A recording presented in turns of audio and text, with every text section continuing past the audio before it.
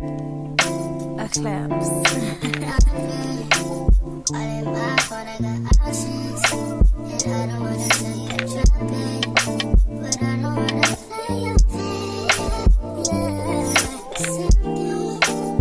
What's poppin', T Squad? It's me, Keisha, and I'm here with this week's All Tea, All Shade Real Housewives of Potomac Season 7, Episode 4 review. I drop videos Monday through Sunday. Everything that I say is for entertainment purposes only and not to be taken seriously. So if that works for you, then let's get into tonight's review. Okay, so the episode starts off with Wendy out with her husband and children at the park. And she talks to Eddie about, this potential restaurant that she wants to start with Peter from the Real Housewives of Atlanta, Cynthia Bailey's ex-husband. So she breaks down the logistics of it and that it'll be like $1 million project and that she would have to invest $300,000 in it. And he's like, whoa. Like, you're already swamped with work, with us as a family, with the kids, hell, filming the show. And you got that candle line. Like, what happened with that? You ain't even pushing that no more. Like, you would think that she would use this season to continue to push that whole business and really get that out there. Now you talking about starting something else? Like, girl, sit down somewhere. Where is all this money coming from? Yeah, you getting a coin from doing this show, but girl, you still got to pay taxes. Y'all still got all that student loan debt. Like, what is going on? I think that it's a great idea to do it with Peter. It's kind of tricky because, Peter shit can either soar or it can either flop. You know what I'm saying? But I think that she needs to cool her tits right about now. I do feel like she's doing too much. Like, girl, your hair already falling out. Sit down. So then she tells him about the argument she had with Roberto at the strip class or whatever, and how Roberto was coming at her about the whole Mia situation. Of course, she doesn't know that she was hot biked and that we call her ass on some fugazi type shit. And she goes on to tell him how Roberto invited all of the other cast members and their kids to the park, but didn't invite hers, and how it hurt her feelings. But at the end of the day, you don't want my kids there, then fuck you. So then we go over to Roberto and the Menendez twins outside practicing the potato sack race for the little park relay race thing that they're going to do. So Juan comes outside and she tells him about the argument she had with Wendy and about how she didn't invite, Wendy and the kids. And he was looking like, oh shit. So he was like, that's kind of wrong. So she was like, all right, well, how about I call Candias and ask her to reach out to Wendy about her bringing Wendy's children. You know what I'm saying? But at this point, girl, who you think you're to actually let their kids come when they weren't wanted in the first place? Absolutely the fuck not, bitch, because that was ignorant of you in the first place not to invite the kids. You know what I'm saying? Unless you just hate they mama that much, which I know damn well you don't hate that lady, then okay. But it wasn't that deep of an argument for you to not invite that girl kids. Like, come on now, bro. But at the end of the day, it already happened at this point. So we then go to Ashley, who has her publicist come over to the crib with her kids. And they talk about releasing a statement about her and Michael's separation. And she reads out the public PR statement that Dean wrote up for her on his Apple computer.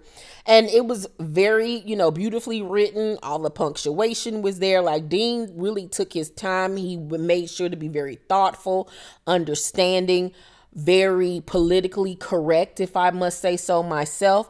Dean did the damn thing. He really honestly did. But the issue is that Ashley doesn't know when would be the appropriate time to drop it. She does want it to be a situation where they're ahead of this thing and that they put it out before the public finds out and spins their own narrative with the whole situation, because she doesn't, want everybody to think this is some messy divorce, separation, whatever, it is, because they're still living in the same house. Michael is still trying to help her buy a house and all this, that, and the third. But Dean was highly offended. Dean was highly offended that she would even have the nerve, the audacity to sit down and read his carefully written separation statement to somebody else. He literally stayed up all night racking his brain trying to figure out the right words to use to express his mother's feelings with all of the suffering his poor mother has gone through, and she had the nerve to sit up there and read that shit and try to get approval from somebody else. Dean was like, bitch, see if I ever write something else for your ass again. See if I do. See if I motherfucking do. I am a Harvard educated man. You got me fucked up, TikTok. Anywho, so they decided they're going to release it in April, which is literally only days away at that point. So it's family fun day. And on the way there, Mia is in the car with G and their two youngest kids. Her oldest son didn't want to come, child. And Mia talks about her mom and says that, you know, she's still trying to figure out their relationship and why her mom like treats her certain ways and things like that. And she also says that her and Candace are still not speaking. When she went to the little spring party, they did not speak at all. So right about now, their relationship is on the outs. I think at some point though in the season they do end up getting cool with one another to an extent. I don't know how big of an extent, but they're able to be around each other and at least be cordial at some point. So Roberto and the Menendez twins is at the park sans Juan, because Juan was wherever Michael was. If y'all better start putting together the pieces, y'all better start connecting the dots. Wasn't it really suspect that Juan didn't come, and later on in the episode Michael ass couldn't be found? Y'all gonna start listening to me. Cause why weren't you there, Juan? Why weren't you there on family day? Family fun day when your whole family was there. It was a Sunday, probably a Sunday or the Saturday. Nigga, you ain't have to coach shit. You just was with your boo thing. But okay. So Roberto, however, is hyped. You know, this is her thing. This is her moment to shine. She really gets to get out there and show her sports skills, her sportsmanship. You know, this is her lane. You know what I'm saying? Athletics is her thing. You know, Robyn is buff. She is fit. She drinks her protein shakes. She hits the weights. You know what I'm saying? She'll tackle a bitch in a minute. This was made for her. Okay. So Jacqueline, Mia's ex-bestie, they're besties at this point in the show, but at some point they're going to fall out. And I can't wait to find out what makes these two friends who have been friends since they were like 15 years old fall out. So Jacqueline arrives with her husband and their kids. And Gizelle was like, I thought you were getting a divorce. And she was like, oh, no. He's just my PP. And they was like, yo, PP. She was like, parenting partner. And I'm like, this girl stay with an acronym. Like, girl, can you just talk English? Like, her and Mia are literally Dion and Cher from Clueless. Like, these hoes are so fucking ditzy. Now, mind you, this is the friend that Mia, right before the show aired, put out a video of the girl Jacqueline getting into it with this, her husband or whatever. And she was hitting him and throwing things at him because apparently he had cheated on her or something like that. So I'm pretty sure we'll find out more context on that once the season airs. So,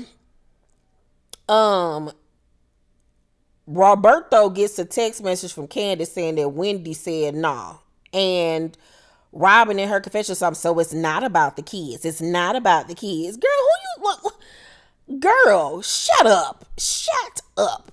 So Wendy in her confession was like, no mother is going to send their kids where they weren't invited. Absolutely not. And not without their mother and around a bitch that I know don't fucking like me. Absolutely might. Not. You the type of bitch that might fuck around and pinch one of my kids. Absolutely not. No, ma'am. Nope. You might give my baby an uncooked hot dog. Absolutely not. So Robyn then is pointing out who hasn't arrived yet.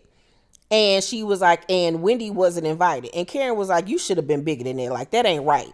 And Robyn and Gizelle, here they go. Karen, you weren't there. Karen, you weren't there. You don't understand. Ain't nothing to understand at the end of the damn day. These are kids. Kids are innocent.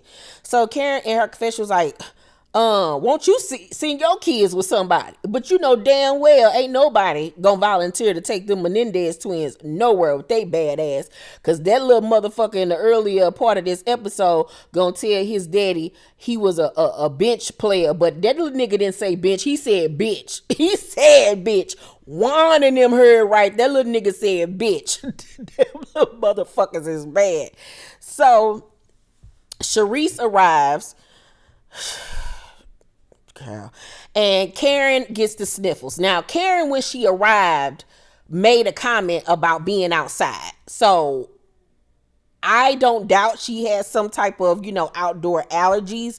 Was it to the extent of how she was carrying on? I don't think so. So, they're playing the games and stuff like that. Karen ignores Charrisse, and Karen suddenly has a respiratory infection and can't breathe and needs a Z-Pack and has to leave. So Gizelle was like, did y'all speak to Charrisse? And Charrisse was like, she doesn't like me. And Robyn said she was doing that to get away from you, girl. And so they laugh about the situation. So they making it seem like Karen is doing anything and everything possible to avoid Charrisse at this point, because I guess Charrisse supposed to have some type of tea on Karen, child. So Candiace then arrives and she speaks to everyone. She even speaks to Mia, which I was shocked about. Candiace once again had her own hair out, and I was like, she needs to wear her own hair out more and go to a natural stylist and start getting her hair done naturally, because she has beautiful, big, thick hair.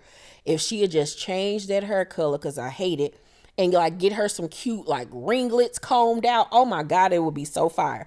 But Gizelle was like, how are you? And Candiace ignored her and was like, hi, Grace. Gizelle in her confession was like, you're taking this too far. Just tell your husband not to invite me into private rooms. So I'm like, but you knew exactly what you was doing, Gizelle, when you came to her with that bullshit. Like, Gizelle cracks me up with this foolishness. So then Charrisse asks Candiace, how she is with this whole situation or whatever. Mia, mind you, is sitting right there. And I'm like, I would never talk about nothing around Mia, because Mia gonna take that shit and run it back and switch up some shit, not say it correctly. And I know damn well that's what's going to end up happening on next week's episode. So Candiace was just like, she don't like the fact that, people basically making up shit, for the fun of it, to fuck with her husband. So Ashley, Dean, and Lil John McCain Jr., because that little baby looked like an old ass man. You can't tell me that Lil John McCain didn't used to be a man that be on the tugboats. He looked like he was a fisherman. That little boy is old looking, just like his daddy. So Michael had a vasectomy apparently, because he said that he felt like Ashley was gonna try to get pregnant by him again. Ew, gross. I would think at this point she'd get tired of having them old looking ass babies. So Jacqueline says that her husband used to ask her for threesomes all the time too, when Ashley tells the girls that the reason for their separation is because he was still asking her for threesomes and she didn't want to do that. Like, basically, she doesn't want to live the same lifestyle they used to. She wants to have a mom, dad, the kids, the dog, the picket fence, this beautiful, Mayberry ass family, and he still want to be out here fucking bitches and niggas allegedly and living that thought life, and she don't want that no more. So after that, Ashley asks Candiace how her IVF journey is going. And Candiace lets her know that they had to stop it because her follicles weren't accepting whatever treatment or whatever they was doing. And she says that, she just feels like she's a failure. And Ashley was like, I wrote about you in my journal and I was praying for you. And they just had a really cute moment. It was good to see them finally getting along for once, because you know they have not gotten along, I don't think, really ever for real on this show. So it was nice. And you know, I have my feelings towards Candiace. You know, she got a lot of evil ways. Ashley got a lot of evil ways. Robyn got Gizelle got a lot of evil ways. Hell, Robyn too. Wendy too. You know what I'm saying? But it was nice to see them, you know, get along with one another. It's not going to last. Next week they're going to get into it, but then they're going to make back up again. So then we go to later that day, and Ashley's driving in the car by herself, and she finds out that her separation has been leaked to the press. So she's freaking out. She calls her publicist, and she says that she can't reach Michael. He was on a flight to, I believe, Vegas. Ain't that funny how he said he wanted to take Juan to Vegas, just the two of them, and this nigga can't be found, and Juan ass wasn't there neither. Okay, y'all okay. Secret lovers, yeah, that's what we are. Yes, I got a secret here in my heart, and I can't even tell Roberto. Them niggas is together. So, you know, she was like, the last thing she would want is for him to get off the plane and see this and see how everybody's attacking him online, and then he gets angry and upset. So her and the publicist did decide that now is the best time to put out the statement to try to quell, you know, what people are saying about him and about their relationship and everything. And then the episode goes off. Overall, tonight's episode, it was cute for what it was. Next week is gonna get lit. But this week's episode, I'm gonna give it a C plus. It was cute. It really wasn't a lot going on, but it was cute, set up for next week episode where it's going to be explosive. But y'all think I'm playing? Juan and Michael are living their best motherfucking life together forever. Let me know what y'all thought about the episode down below in the comments section. Make sure to thumbs up this video, like and subscribe, and hit that notification bell button. You guys, I love you, and I'll see you on the next video. Bye.